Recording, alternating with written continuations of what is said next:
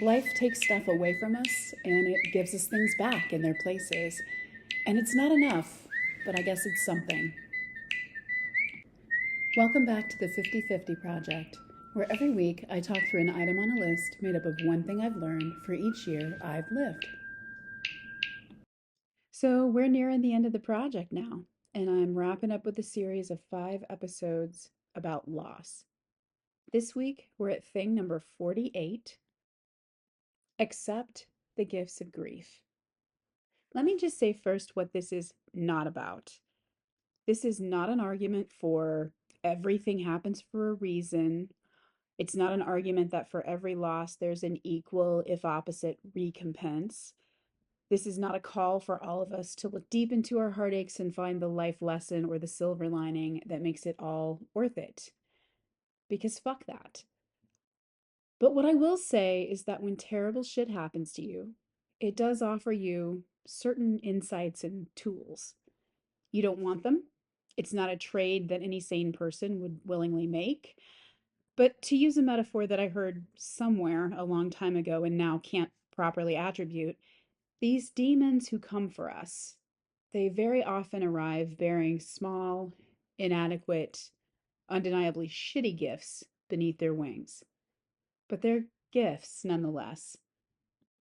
And I think that's what Stephen Colbert was talking about in a 2015 interview that he did with GQ, when he talked a little bit about the plane crash that happened in 1974 when he was, I think, 10 years old, that killed his father and 2 of his brothers. Talking about that grief and his personal faith, he asked, what punishments of God are not gifts? And more recently, Anderson Cooper picked back up on that quote when he interviewed Colbert and asked him to dig into what he meant when he connected divine cosmic punishments and gifts. And Colbert goes on in the Cooper interview to explain that, in his opinion, it's a gift to exist, even in those heartbreaking moments. It's a gift to have loved, even when the loved one is lost. And that it's a gift to gain insight, even at incredibly high personal price, into the suffering of other people. And Colbert goes on to explain that his quote is actually a paraphrase from a letter that was written by Tolkien, in which the author of The Lord of the Rings and The Hobbit notes that sometimes a great loss is necessary on the path toward what Tolkien calls a good not otherwise to be obtained. So for Colbert, it seems grief is a way into a deeper understanding of emotions, heightening our own conception of what it means to feel love and expanding our capacity to empathize with the emotions of others who are reacting to the loss of love. And meanwhile, Tolkien seems to want to remind us all that sometimes we have to lay down what we most love in pursuit of what is right or what is necessary. If you want to see this interview, by the way, it's all over the internet. You can just pop Colbert and Anderson Cooper into Google and it'll pull it up in several places. My thoughts, however, on the gift of grief are, I think, a little less lofty than Tolkien's for sure. I've never been in a position where I had to watch someone sacrificed to a greater good. I have never personally witnessed any situation where that would have seemed like the right or the best or the necessary outcome. I do agree with Colbert that great loss can make you more understanding of what other people are suffering. I will say, though, that I don't think it gives you any kind of superpowers when it comes to tending to those who are suffering, or when it comes to knowing what to do for those who are in the thick of grief. I think I'm just as clumsy and uncertain as anybody else when it comes to comforting the bereaved. For me, I think the gifts I've been given, the inadequate bullshit gifts that I never asked for and I don't want, and that I would have given right back in exchange for more time with the people I've lost, that really just boils down to 2 things. So, first is an awareness of the finite quality of my own time. The loss of my mom in my childhood, I think, equipped me with the early and acute grasp of my own mortality. And to repeat, I'm not saying I ever wanted that. It has actually been a paralyzing and fear inducing force in my life as much as it's been anything positive or empowering. But it did also make me more cognizant earlier in life that the clock is ticking fast and time is wasting. And I think that has empowered me in some situations to make certain good decisions about my life, leaving a decent job to go study something I really wanted to learn more about, or exiting certain relationships that I found to be constricting or unhappy.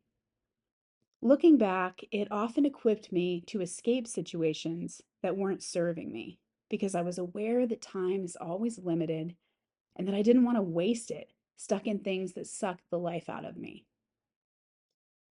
There are definitely times where that awareness that my own time is finite and dwindling has kind of energized my own decision making.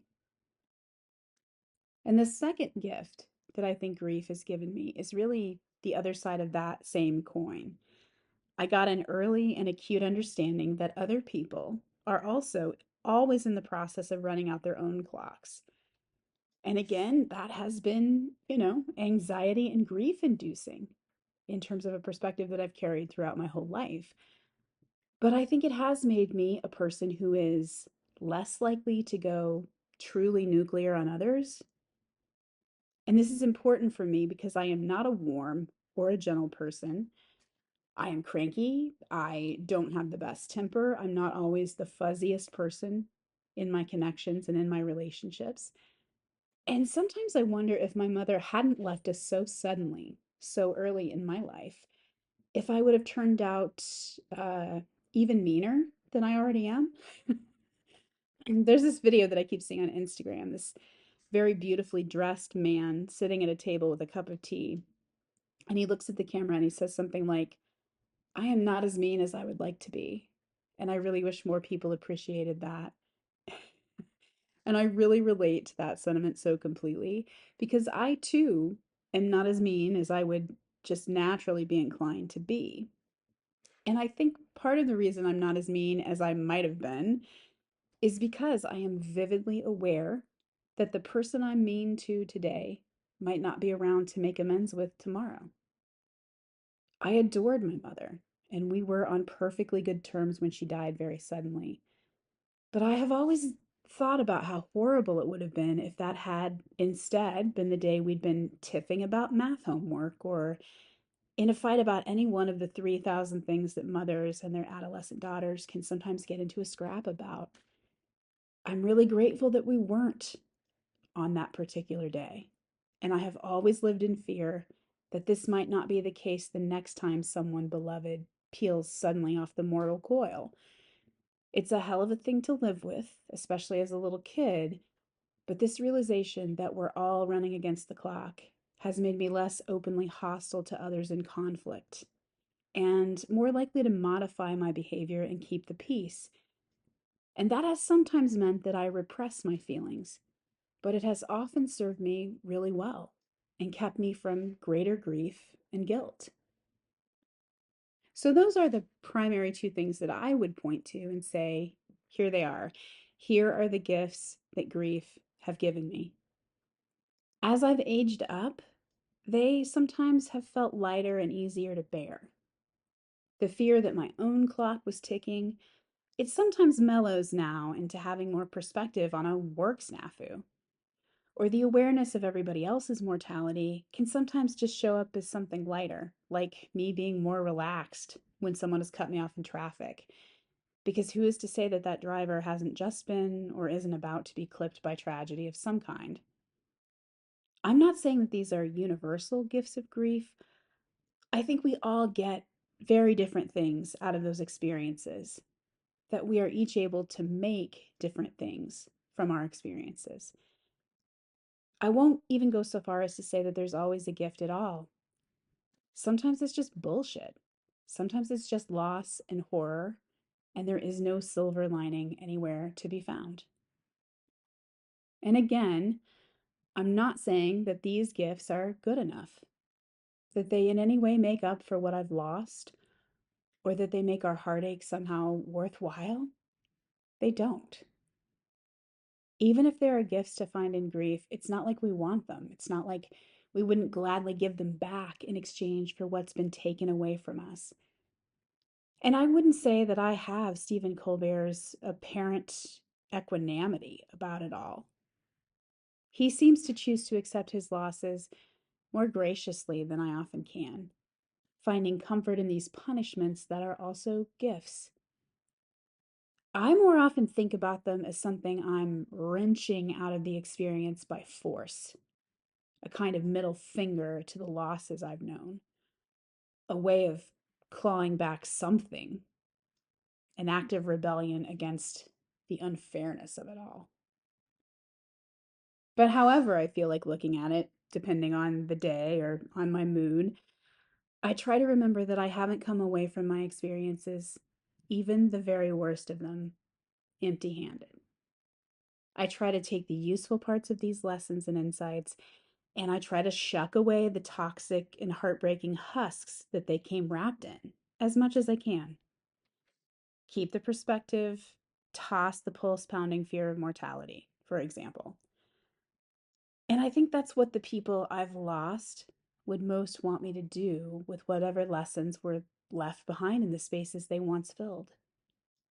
And I think if I can wring anything at all, any speck of utility or comfort or edification from the worst moments of my life, I'm going to do it. And I think my life will be a tiny bit better for it. Okay, so that's heavy. And that's enough for now. Thanks for spending some time with me today, and I'll be back soon with thing number 49.